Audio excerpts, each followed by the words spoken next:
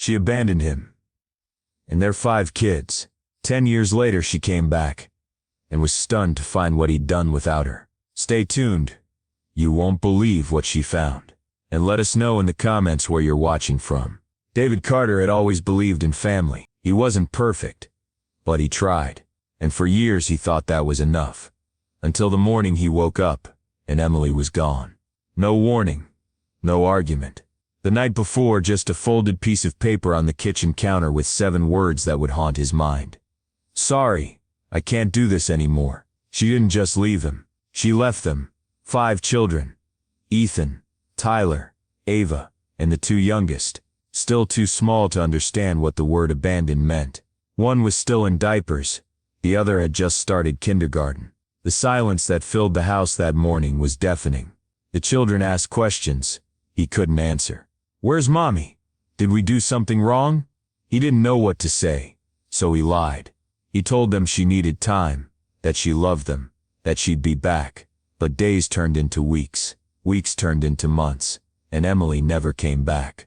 What followed was chaos. David had to quit one of his 2 jobs because childcare alone cost more than his paycheck. He barely slept, burned dinners, forgot permission slips, and yet somehow they survived. Each day began at 5 a.m., when the rest of the world was still quiet. He poured himself a cup of coffee in the same chipped mug. Emily used to love that mug. It became a reminder not of her but of the life he refused to let fall apart. By 6:30 the kitchen was filled with movement. Pancakes being flipped, kids arguing over bathroom turns, Ava crying about a missing sock. He never had time to finish his coffee, but the sound of their laughter when it came was everything. At the construction site, David found a strange sense of peace. The clanking of tools and roaring machines drowned out the worry in his mind. His supervisor, John, often shook his head.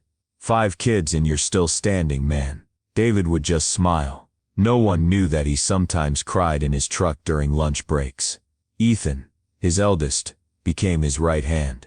They matured far too quickly, stepping into the role that Emily had abandoned. Ethan helped with dinner, wrangled the younger siblings, and never once complained. But David saw the toll it took, the silent looks, the tired eyes. There were nights David thought he couldn't keep going, when he didn't know how he'd pay the bills or how he'd make it through another parent-teacher conference alone. But every time Ava wrapped her arms around him and whispered, "I love you, Daddy," it gave him the strength to fight another day. And he fought hard.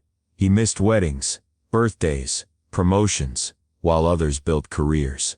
He built a home from scratch while his peers climbed ladders. He was holding hands at school drop-offs and wiping noses at bedtime. Then, 10 years after Emily disappeared, everything shifted again. It was just another Thursday. He came home, kicked off his boots and sorted through the usual pile of mail. Bills, junk, school flyers, and then he saw it. A letter. No return address, but the handwriting was unmistakable. Emily. His heart stopped. His breath caught in his throat. 10 years, 10 birthdays, 10 Christmases, 10 first days of school, all without her. And now here she was, reaching out. He didn't open the letter, not yet. He stared at it as his children filled the kitchen behind him, laughing, yelling, bickering over who would get the last slice of pizza. The life he had built without her suddenly felt like it was being challenged. The letter stayed sealed for days. David kept it in his jacket pocket, close enough to feel, but far enough to ignore at work. He felt it pressing against his chest. Every time he bent down to lift a beam or reach for a tool, he thought about opening it, but shook the thought away. He wasn't ready. Then came another surprise. Late Friday afternoon, John called him into the site office.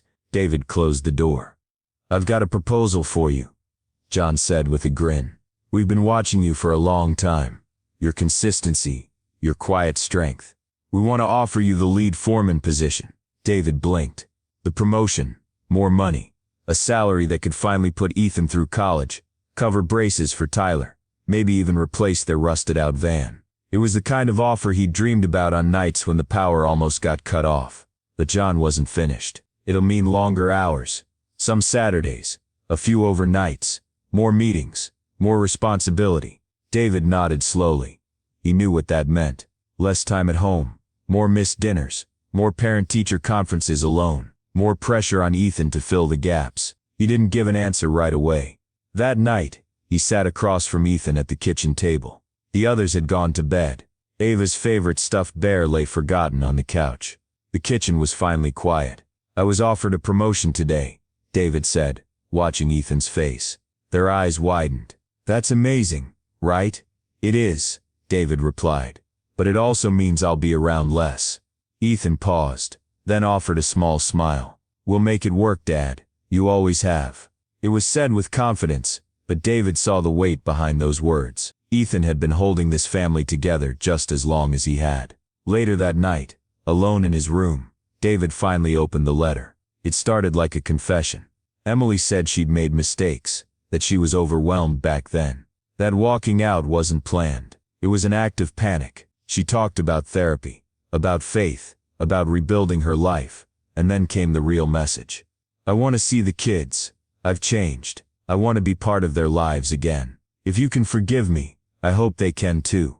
David stared at the page, his fingers curled around the edges. Forgiveness. For the birthdays she missed. For the night terrors Ava used to have. For the tears Ethan never let anyone see. For the shame Tyler carried when his classmates asked why his mom never came to school events. She wanted a second chance, but she'd never even asked what her absence had cost them.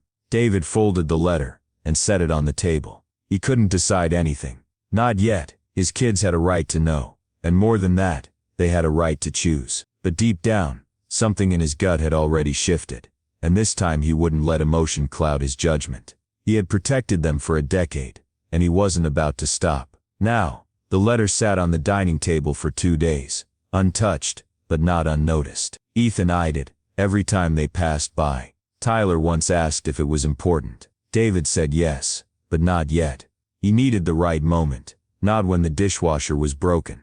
Not when Ava had the flu. Not when he was too tired to speak clearly. Finally, on Sunday evening, he made the call. Dinner was quiet. Ava drew shapes in her mashed potatoes. Tyler talked about a class project. The two youngest giggled over a spilled cup of juice. David didn't say much when the plates were cleared. He stayed seated. "Kids," he began, his voice steady, "there's something I need to share with you." Ethan tensed immediately.